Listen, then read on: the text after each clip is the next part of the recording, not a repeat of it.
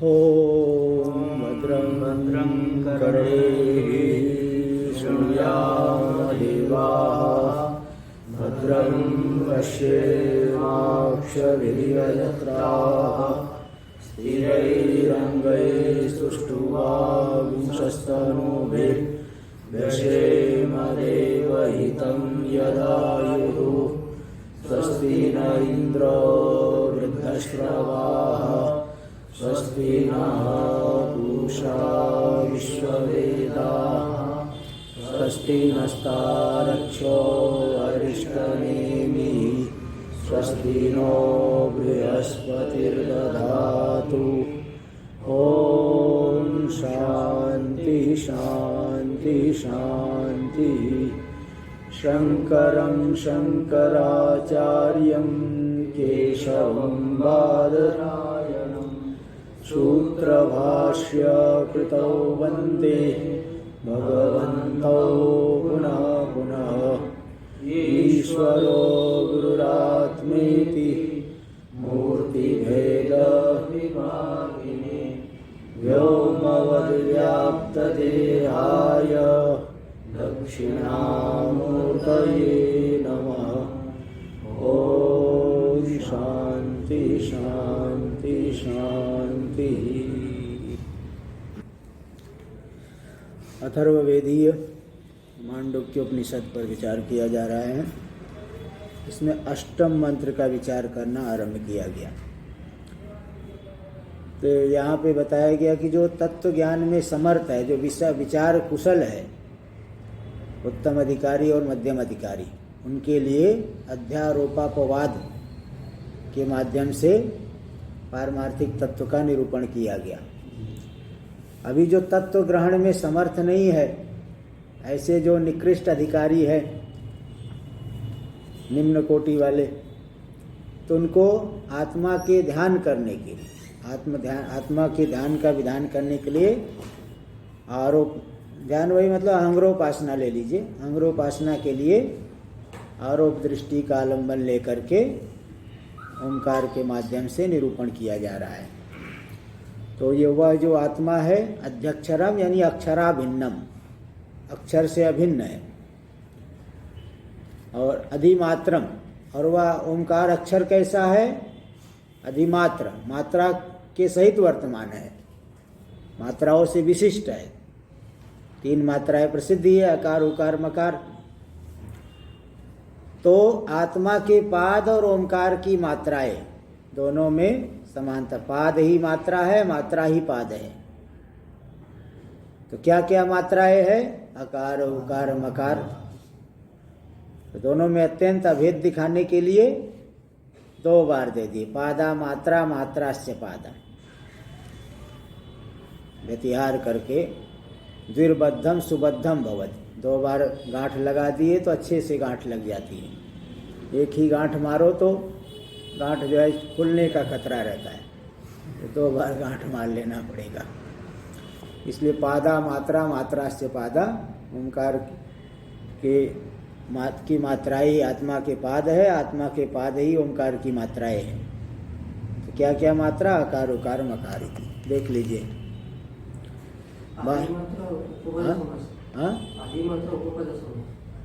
अधिमात्रम मात्राम अधिकृत्य वर्तते इति अधिमात्रम।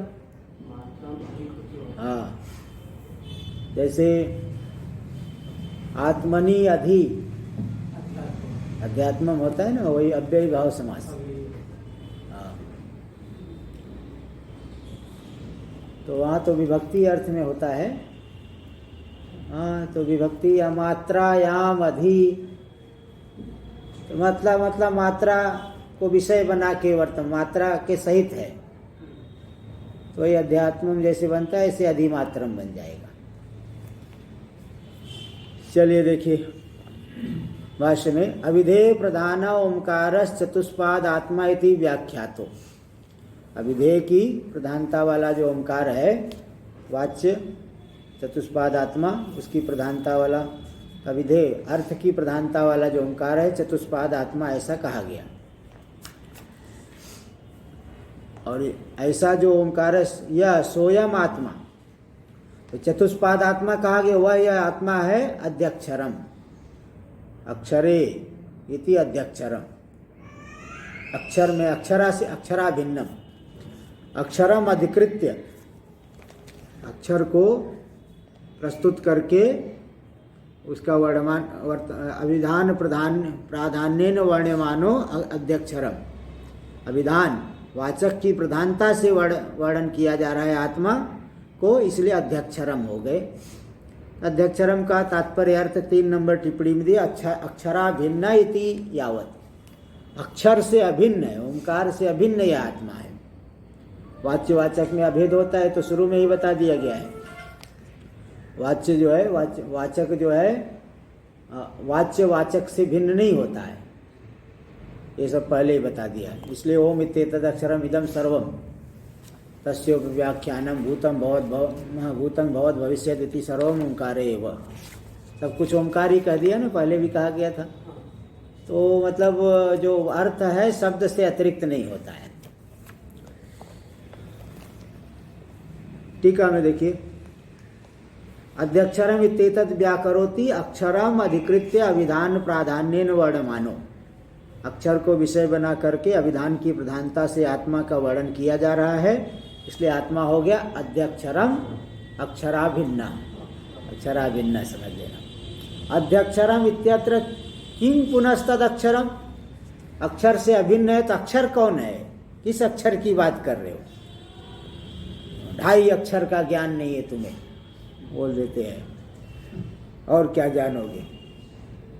तो यहाँ बता रहे, इसलिए अक्षर को तो पहले बताना पड़ेगा। तो बोल रहे देखो अक्षरम यानी यहाँ किंग पुनस्तद अक्षरम इत्याह ओमकार, ओमकार ओमकार ही वह अक्षर है। टीका में तस्य विशेषणांतरम दर्शयति, उस ओमकार से अभिन्न आत्मा के अन्य विशेषण को भी दिखा रहे हैं, तो अधिमात्रम बता दिए भाष्य में। सोयम ओंकार पादशः प्रविभज्यमानो, यह जो ओंकार है एक एक पाद से अगर उसका विभाग करेंगे तो अधिमात्राम, अधिमात्रम मात्राम अधिकृत्य वर्तते इति अधिमात्रम, मात्राओं के सहित मात्राओं को लेकर के वर्तमान है, मात्राओं से विशिष्ट है। टीका में आत्मा ही पादसो विभज्यते, आत्मा को एक एक पाद करके विभाग किया गया है, पहले भी किया जा चुका है। 3 पाद और तुरीय फिर बताया गया। और ये ओंकार भी मात्राम अधिकृत्य पुनरोंकारो व्यवतिष्ठते, मात्राओं का आश्रय लेकर के ओंकार व्यवस्थित है, स्थित है। तत्कथं पादसो विभज्यमान से अधिमात्रत्वम, एक एक पाद से जिसका विभाग किया गया है आत्मा का विभज्यमान है, वो अधिमात्र कैसे है, मात्रा विशिष्ट कैसे है? इति पृच्छति, कथम कैसे भाई? भाष्य में कथम कैसे, तो बोल रहे इसका समाधान दे रहे हैं। टीका में देखिए, पादानां मात्राणां च एकत्वाद एतद् अविरुद्धम, जो पाद है वही मात्राएं है, जो मात्राएं है वही पाद है, इनमें एकता होने से पादस प्रविभज्यमानम, प्रविभज्यमान होकर के अधिमात्र है, ये कहना कोई विरुद्ध नहीं है। इत्या आत्मन, भाष्य में आत्मनो ये पादास त ओंकारस्य मात्रा, आत्मा के जो पाद है वही ओंकार की मात्राएं है। अब एक एक करके बता भी देंगे आगे, ये नहीं तो कोई मन चाहे किसी को भी कह दे, कोई कहेगा कि भाई जागृत अवस्था वाला मकार ले लो इधर, अथवा जागृत अवस्था वाले को उकार मान लो, अपनी इच्छा अनुसार नहीं ले लेना, इसलिए आगे स्वयं बता देंगे। इसलिए यहाँ बता रहे हैं कि आत्मा की जो पाद है वही ओंकार की मात्रा है। कास्ता, वे कौन सी मात्रा है ओंकार में? अकार उकारो मकार इति, अ उ म। कार, कार क्या है भाई? कार यानी वाहन लोगे क्या? गाड़ी। अकार, अ के साथ में एक एक कार मिलेगा। वर्णात्कार, व्याकरण में जो है वर्णात्कार, वर्ण से कार प्रत्यय हो जाता है। ककार, उकार, मकार, रकार, रेफ, रादीफ, रा दीफ है ती रेफ, र से ईफ भी हो जाता है, रेप कह देते, रेप। तो रकार भी बोल सकते हो, रेफ भी बोल सकते हो। वर्णात्कार रा दीफ है ना, ये व्याकरण का, व्याकरण। हाँ हाँ, दोनों अलग अलग हैं। रादीप मतलब अष्टाध्यायी का सूत्र नहीं है, अन्यत्र आया है, शायद वार्तिक है कुछ, वार्तिक। तो रादीप वर्णात्कार, कार प्रत्यय हो जाता है। चलिए देखिए, इस तरह से 8वां मंत्र तो हो गया। पादानां मात्राणां च मध्ये विश्वाख्य विशेषस्य अकाराख्य विशेषत्वं नियमयति। पादों और मात्राओं के मध्य में कौन सा पाद कौन सी मात्रा रूप है, तो यहाँ मनमानी थोड़ी कर लेना है कि इच्छा अनुसार कोई कुछ भी ले लो। तो बोले नहीं, एक विशेष नियमन किया जा रहा है, नहीं तो अनियमित हो जाएगा, तब तो सबका चिंतन अलग अलग हो जाएगा, सबकी उपासना फिर तो बदल जाएगी। एक जैसा बताते तो भी उपासना में बहुत अंतर आ जाता है ना, श्लोकों में बहुत जगह अंतर आ जाता है। तो पादानां मात्राणां च मध्ये विश्वाख्य विशेषस्य, पादों और मात्राओं के मध्य में जो विश्व संज्ञक विशेष है, वह उसमें अकाराख्य विशेषत्व नियमयति। विश्व में अकारत्व है, विश्व और अकार में अभेद है। ऐसे ही बताएंगे तेजस और उकार में अभेद है, प्राज्ञ और मकार में अभेद है। तो इसको आप यहाँ पे नियमन करें। तत्र तत्र विशेष नियमः क्रियते, विशेष नियमन किया जा रहा है। कौन सा पाद किस मात्रा रूप है, ये स्वयं श्रुति बता रही है। मंत्र नंबर 9 देखिए। जागरित स्थानो वैश्वानरो अकार प्रथमा मात्रा आप्तेरादिमत्वाद् वा आपनोति हवै सर्वान् कामान् आदिश्च भवति य एवं वेद। जागरित स्थानो, जागरितम स्थानम यस्य वैश्वानरस्य, स वैश्वानर जागरित स्थान, जागृत अवस्था वाला है। इंद्रियों के द्वारा जहाँ पे विषयों का ग्रहण होता है, ऐसी अवस्था वाला, आदित्य आदि देवताओं से नियंत्रित अनुग्रहित इंद्रियों के द्वारा जब विषयों का ग्रहण होता है, उस अवस्था को जागृत अवस्था कहते हैं। जागरित, जागृत कहो, जागरित कहो, तो प्रबोधावस्था, जागृत अवस्था। तो जागृत स्थान वाला है वैश्वानर।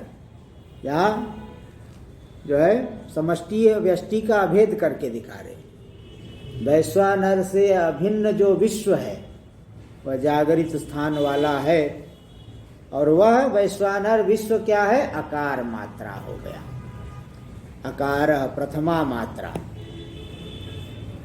आप्तेर आदिमत्वाद् वा, क्योंकि आपती व्याप्ति दोनों में व्याप्ति है। हाँ, अकार के द्वारा पूरा विश्व व्याप्त है और वैश्वानर के द्वारा पूरा जगत व्याप्त है। अकार के द्वारा संपूर्ण वाणी व्याप्त है। अकारो वै सर्वावाक, ये पहले भी बता चुके हैं। अकार ही संपूर्ण वाणी रूप है, इसलिए हाँ संपूर्ण। इसमें छांदोग्य में भी यही श्रुति आई है, तद यथा शंकुना सर्वाणी पर्णानि संतृणानि एवं अकारेण सर्ववाक। जैसे पीपल के पत्ते में देखोगे रेशे पतले, सूख जाता है तो पतला रेशा एकदम चाय की छन्नी के जैसा दिखेगा पूरा। तो छोटे छोटे पतले पतले रेशे से जैसे पूरे पत्ते व्याप्त होते हैं, ऐसे आकार से संपूर्ण वाणी व्याप्त है। इसलिए व्याप्ति रहा है आकार मात्रा में। और वैश्वानर से पूरा जगत व्याप्त है। विश्वान नरान आत्मत्वेन अभिमन्यते इति विश्वानर, विश्वानर एवं वैश्वानर। ये पहले व्युत्पत्ति 2-3 व्युत्पत्ति दिखा चुके हैं इसकी।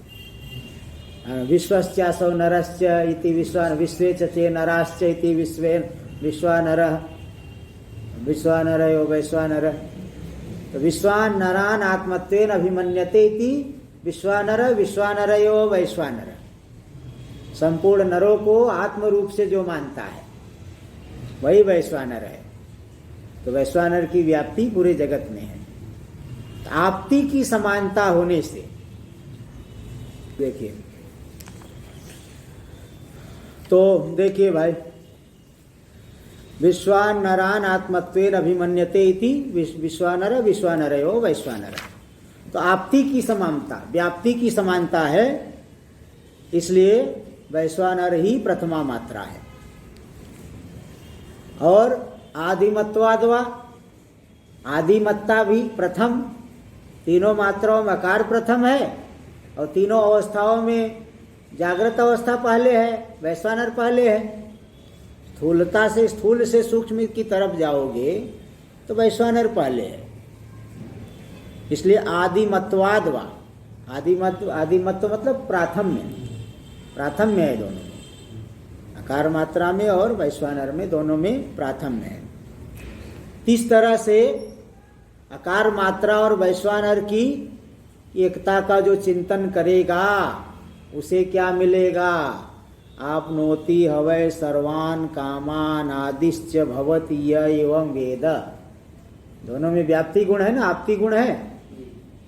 आपती गुण को लेकर के अभेद का चिंतन किया तो चिंतन करने वाले सभी कामनाओं की आपती कर लेगा, उसकी सभी कामनाएं पूर्ण हो जाएगी।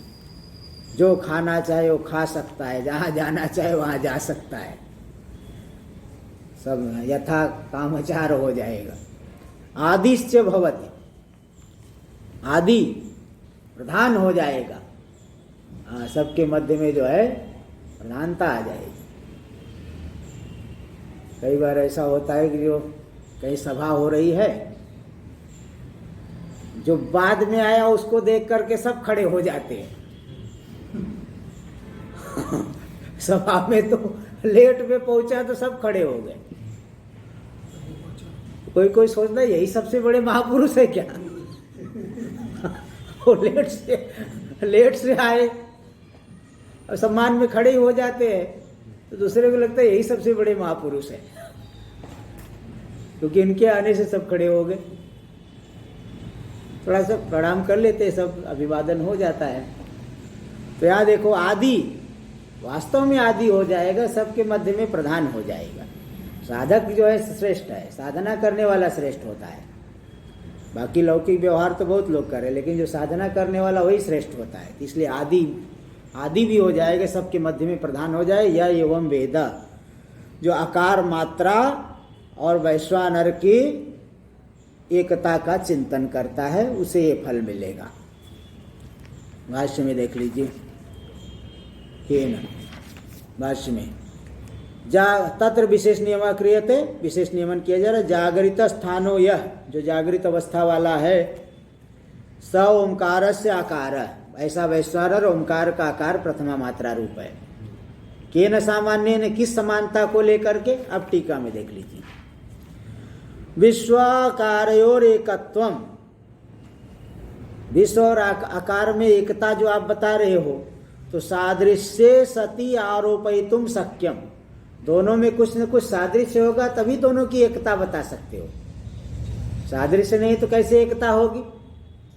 तो सादृश्य सती आरोपयितुम शक्यम, अन्यत्र सत्यो तस्मिन आरोप संदर्शनात्, क्योंकि अन्यत्र जो है सादृश्य होने पर ही एकता का आरोप होता है। आदित्य को मधु कह दिया तो हम मधु का पूरा सादृश्य दिखाए है। पंचाग्नि विद्या में अनग्नि में अग्नि बुद्धि करके चिंतन करना रहता है, तो वहाँ सादृश्य बताए। अग्नि है तो समिध क्या है, धूम क्या है, अर्ची क्या है, अंगारा क्या है, विस्फुलिंगा क्या है, वो पूरा बताना पड़ेगा पांचों पर्याय में। पंचाग्नि विद्या छांदोग्य में देखेंगे, वहाँ बताए भाई अग्नि के लिए तो लकड़ी चाहिए ना, बिना लकड़ी की अग्नि तो होगी नहीं। समिधा यज्ञ काष्ठ, और इसके बाद अग्नि से धूम निकलता है, अग्नि से अर्ची ज्वालाएं निकलती है, अंगारा होता है अग्नि शांत होने पर, विस्फुलिंगा चिंगारियाँ निकलती है। हर एक पर्याय में समिध क्या है, हाँ, धूम क्या है, अर्ची क्या है, अंगारा क्या है, विस्फुलिंग क्या है, हर एक पांचों पर्याय में बताना पड़ गया है। तो सादृश्य होने पर ही एकता आप बता सकते हो। यहाँ दोनों में क्या सादृश्य है। तथा च किम तद आरोप प्रयोजकम, दोनों के वैश्वानर और आकार मात्रा के सादृश्य का प्रयोजक क्या है, एकता का प्रयोजक, उस आरोप एकता के आरोप का प्रयोजक सादृश्य क्या है। इति पृच्छति केन सामान्येन, किस समानता को लेकर के दोनों को एक कह दे रहे हो। इत्याह। भाष्य में सामान्योपन्यास पराम श्रुतिम अवतारयति, सामान्य उल्लेख करने में तात्पर्य वाली श्रुति का आरंभ करे। आह, बताते हैं व्याप्ति में वो अकार से श्रुत्युपन्यासेन व्यनक्ति, आकार की व्याप्ति को ही श्रुति के उपन्यास के माध्यम से अभिव्यक्त कर रहे अकारेण। भाष्य में देखिए आपतेर, आपतेर मतलब आपती यानी व्याप्ति। तकारेण सर्वा वाग व्याप्ता, आकार से तो पूरी वाणी व्याप्त है। श्रुति भी अकारो वै सर्वा वाक इति श्रुते ही, आकार ही संपूर्ण वाणी रूप है, ऐसी श्रुति भी है। तथा वैश्वानरेण जगत, इसी तरह से वैश्वानर के द्वारा पूरा जगत व्याप्त है। इसमें भी प्रमाण दे रहे हैं, वैश्वानर विद्या का वाक्य आया है। टीका में पहले देखिए अध्यात्मादिदैविकयोर एकत्वम पूर्वम उक्तम उपेत्य, अध्यात्म और आधिदैविक, आध्यात्मिक और आधिदैविक में एकता पहले बताई जा चुकी है। दोनों की एकता को जब तीनों पर्याय जो बताया गया वही बता दिए थे। विश्व और वैश्वानर को अभेद करके कहे हैं, तेजस और हिरण्यगर्भ को अभेद करके बोले हैं, प्राज्ञ और ईश्वर को अभेद करके बोले हैं। तो एकता जो पूर्व में कही गई है उसको स्वीकार करके विश्वस्य वैश्वानरस्य जगत व्याप्तिम श्रुत्यवष्टम्भेन स्पष्टयति, विश्व और वैश्वानर की जगत की व्याप्ति को, विश्व से अभिन्न वैश्वानर की पूरे जगत में व्याप्ति को श्रुति के आधार पर स्पष्ट कर रहे हैं। वैश्वानर विद्या में वाक्य है तथा इति। भाष्य में देखिए तथा वैश्वानरेण जगत तस्य हवा एतस्य आत्मनो वैश्वानरस्य मूर्धैव सुतेजा, इस आत्मा वैश्वानर आत्मा की सुतेजा द्युलोक, अत्यंत तेज से प्रदीप्त जो द्युलोक वही मूर्धा है। आदित्य चक्षु है, आकाश शरीर का मध्य भाग है, वायु इसका बाह्य वायु इसका प्राण है, बस्ती रई जितना जल है सबका उसका मूत्र स्थान है। और जितना जो है पृथ्वी उसके पाद है, ये सब वहाँ आया है। 7 अंग बताए गए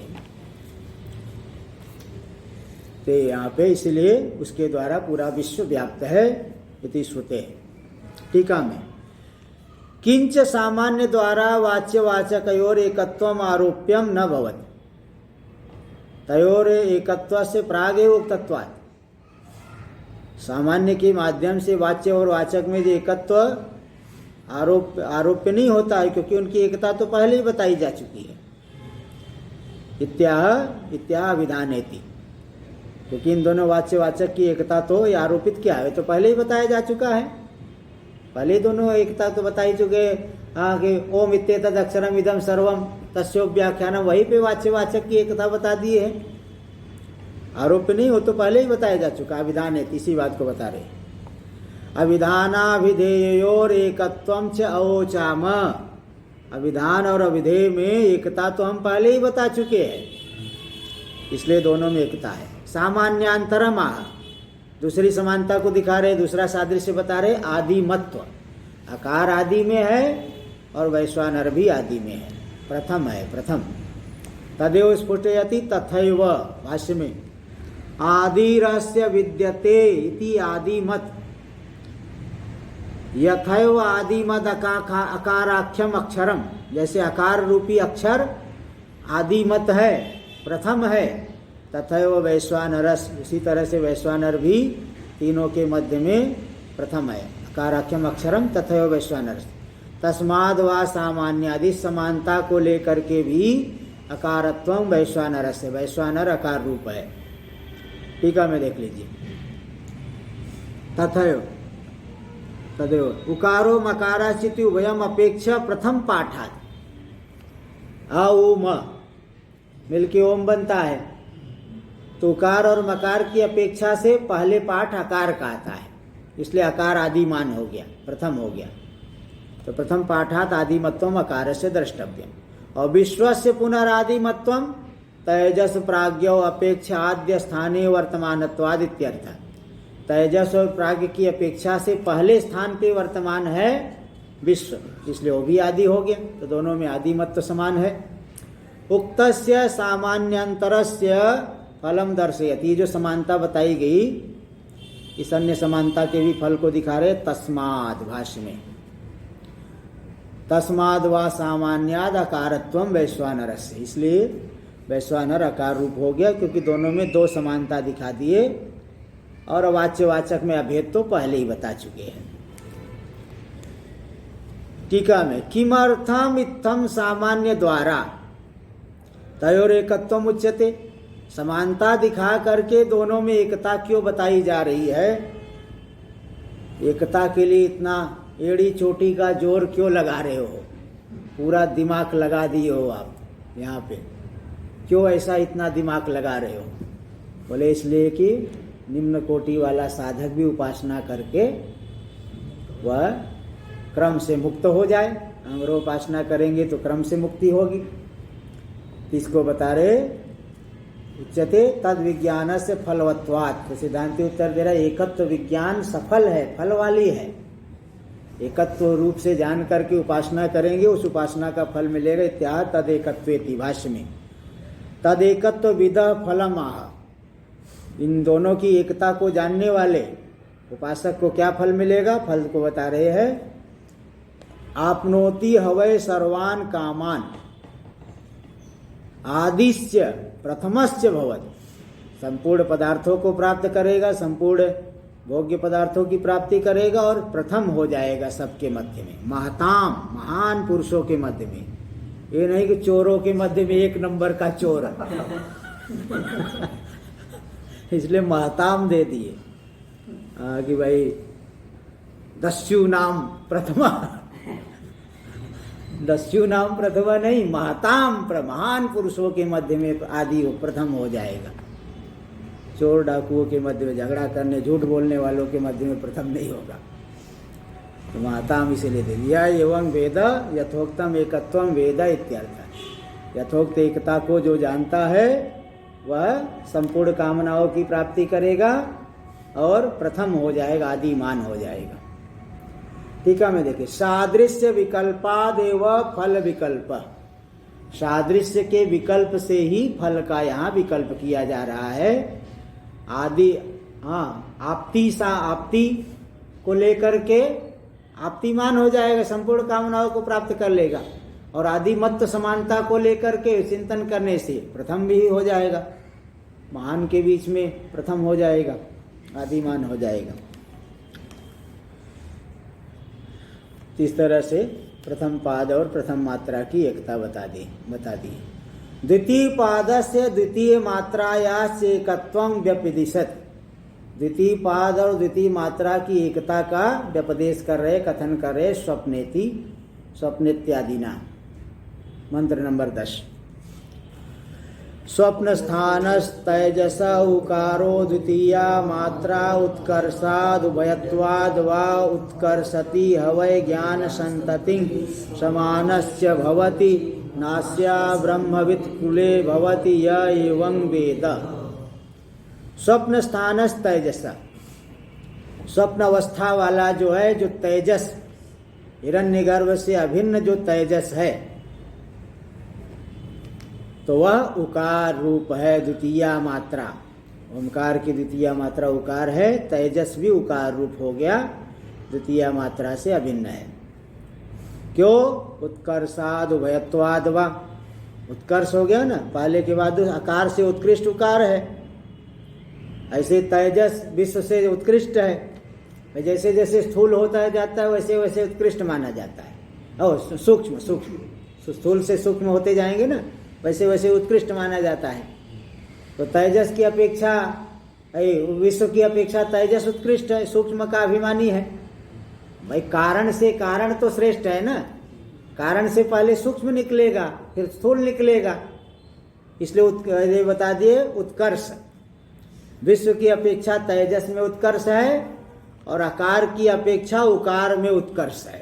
आकार के बाद आ रहा है ना, उत्कर्ष हो गया, उत्कर्ष। और उभयत्वाद वा, उभयत्वाद मतलब मध्यस्थत्वाद, विश्व और प्राज्ञ के मध्य में तेजस है और आकार और मकार के मध्य में उकार है, तो उभयत्वाद यानी उभय दोनों के बीच में है, मध्यस्थत्वाद वा। तो बोले अच्छा, इन दोनों समानताओं को लेकर के तेजस उकार मात्रा रूप हो गया। मतलब संधि मतलब बीच में आ गया, मतलब ये संधि नहीं, एक तीन है ना, तीन के बीच में दो आए, दूसरा नंबर वाला बीच में है। अरे तीन आदमी बैठे थे, बीच में हुए ना, बस बस यही, हाँ बीच में। संधि मतलब संधि नहीं, बीच में, मध्य में स्थित है। तीन अलग अलग व्यक्ति है, बीच में है, तो तेजस बीच में आ रहा है। स्वप्न से ही जागा जाता है। हाँ ठीक है, तो बीच में वो अवस्था ही ना, तो मध्यस्थ है, मध्य में स्थित है। संधि तो है ही, ऐसी तो कोई बात नहीं है। अगर बीच में है तो दोनों के बराबर दूरी पे है तो ऐसे है, लेकिन ये मध्य में स्थित है, ये लेना है। उभयत्वाद मतलब मध्यस्थत्वाद। तो इन दोनों समानताओं को लेकर के उकार और तेजस में जब अभेद का चिंतन करेंगे तो क्या फल मिलेगा? उत्कर्षति हवय ज्ञान संततिम, ज्ञान संतति का उत्कर्ष करेगा, यानी उपासना जो है उसकी पूर्ण हो जाएगी। हाँ, उसकी उपासना पूर्ण हो जाएगी, ज्ञान संतति उसका उत्कर्ष को प्राप्त करेगा। यानी कुल मिला करके विज्ञान संतति का वर्धन मतलब उपासना उसकी पूर्ण होगी, उपासना का उत्कर्ष हो जाएगा, उसमें उत्कृष्ट उपासना जो है उसकी होगी। और समानस्य भवति, समान हो जाए, समता वाले तत्व में स्थित हो जाएगा। सम कौन है? ब्रह्म ही सम है, निर्दोषम ही समम ब्रह्म। यह भी सम हो जाएगा, मतलब समान हो जाएगा, नहीं ब्रह्म को जान लेगा। निर्दोषम ही समम ब्रह्म, तुल्य हो जाएगा, शत्रु मित्र सभी के लिए बराबर है, यानी वो ब्रह्म रूप ही हो गया। और उस ज्ञान के उत्कर्ष से क्या होगा? नास्या ब्रह्मविद कुले भवति, इसके कुल में कोई अब्रह्म ज्ञानी नहीं होगा, सब ब्रह्म ज्ञानी ही उत्पन्न होंगे। माता जी ओम।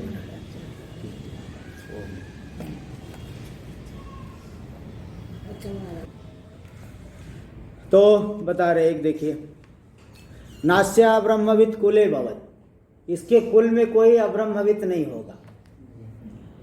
अब माता पिता चंचल है तो बालक भी चंचल ही होता है। चंचलों में राजसी तामसी लोग हैं तो पुत्र भी राजसी तामसी होगा। और समाधि लगाने वालों का योगियों के कुल में योगी उत्पन्न होगा। इसलिए इसके कुल में कोई अब्रह्मविद नहीं होगा, सब ब्रह्म को जानने वाले ही होंगे।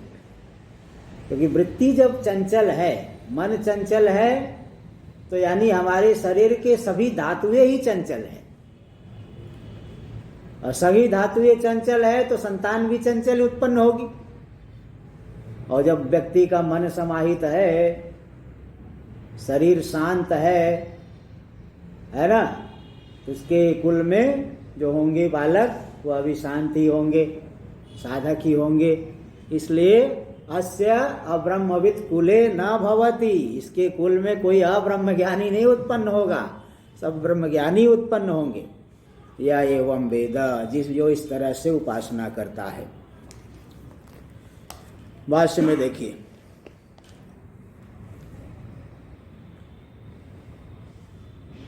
भाष्य में, हाँ, स्वप्न स्थान तेजसो यह स ओंकारस्य उकारो द्वितीया मात्रा। स्वप्न स्थान तेजस, स्वप्न स्थान वाला तेजस जो है वह ओंकारस्य उकारो द्वितीया मात्रा। ओंकार का जो उकार रूपी द्वितीया मात्रा है वह तेजस से अभिन्न है। तेजस और उकार रूपी द्वितीया मात्रा में भेद है। टीका में देख लीजिए, द्वितीय पादस्य द्वितीय मात्रायाच एकत्वम व्यपदिशति स्वप्न स्थान। द्वितीय पाद द्वितीय मात्रा के एकत्व का व्यपदेश कर रहे हैं स्वप्न स्थान।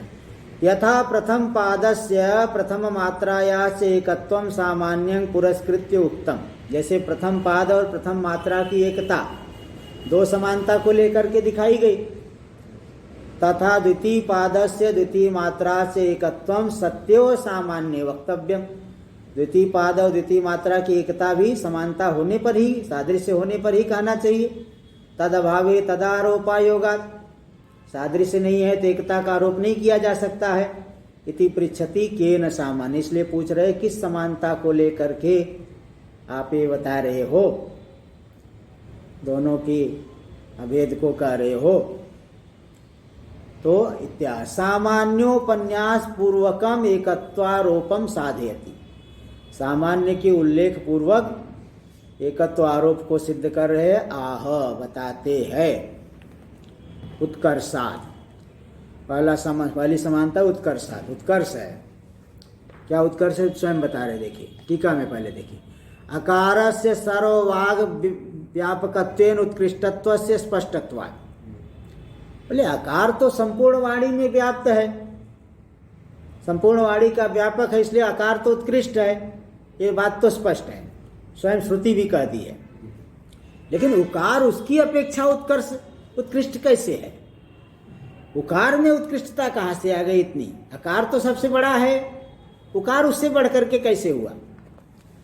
कथम तस्माद उकार से उत्कर्षो वर्ण्यते, आकार की अपेक्षा उकार में भी उत्कर्ष कैसे बताया जा रहा है? तत्रह अकारादिति, भाष्य में अकाराद उत्कृष्ट यो ही उकारस, आकार से उकार उत्कृष्ट के समान है, उत्कृष्ट है, श्रेष्ठ है। तथा तेजसो विश्वाद, इसी तरह से तेजस विश्व से उत्कृष्ट है। वो पाठक्रम को लेकर के, पाठक्रम को लेकर के है ना, उत्कृष्ट हो गए। जैसे वो आदमी कोई 2 महीने बड़ा है तो श्रेष्ठ, बोले मैं ज्येष्ठ हूँ तुमसे, मैं तुमसे बड़ा हूँ, ऐसे हो जाता है कभी कभी महात्माओं में भी। एक महात्मा जी बता रहे थे कि वो जो थे, बोले आश्रम में मेरे से 1 दिन पहले आए थे, और जीवन पर्यंत, बोले वो पाठक्रम को लेकर के, जैसे आयु में 1 दिन पहले आ गए आश्रम में तो जीवन पर्यंत मुंह टेढ़ा करके घूमते थे कि मुझे प्रणाम करे। बोले 1 दिन पहले मेरे से आश्रम में आ गए थे, इसलिए ठीक से कभी प्रेम से बात ही नहीं किया उन्होंने। मैं बड़ा हूं, ये बात भी हो जाती है। ऐसे यहाँ पाठक्रम में बड़ा है, उसके बाद आ रहा है, बाद वाले को भी श्रेष्ठ, जैसे सभा में बाद वाले को, बड़े लोगों को बाद में बुलवाया जाता है, तो इसलिए उकार बोला मैं आपके बाद में मैं बड़ा हूँ। ये पाठक्रम को लेकर के उसमें श्रेष्ठता बता दी। चलो भाई इसको कल करेंगे। ओम भद्रं कर्णेभिः भद्रं पश्येमाक्षभिर्यजत्राः स्थिरैरङ्गैस्तुष्टुवागुंशस्तनूभिर्व्यसेम देवहितं यदायुः। स्वस्ति न इंद्रो वृद्धश्रवाः स्वस्ति न पूषा विश्ववेदाः स्वस्ति नस्तारक्षो अरिष्टनेमिः स्वस्ति नो बृहस्पतिर्दधातु। ओम शांति शांति शांति। शंकरं शंकराचार्यं केशवं बादरायणं सूत्रभाष्य कृतौ वन्दे भगवन्तौ पुनः पुनः। ईश्वरो गुरुरात्मेति मूर्तिभेदविभागिने व्योमवद्व्याप्तदेहाय दक्षिणा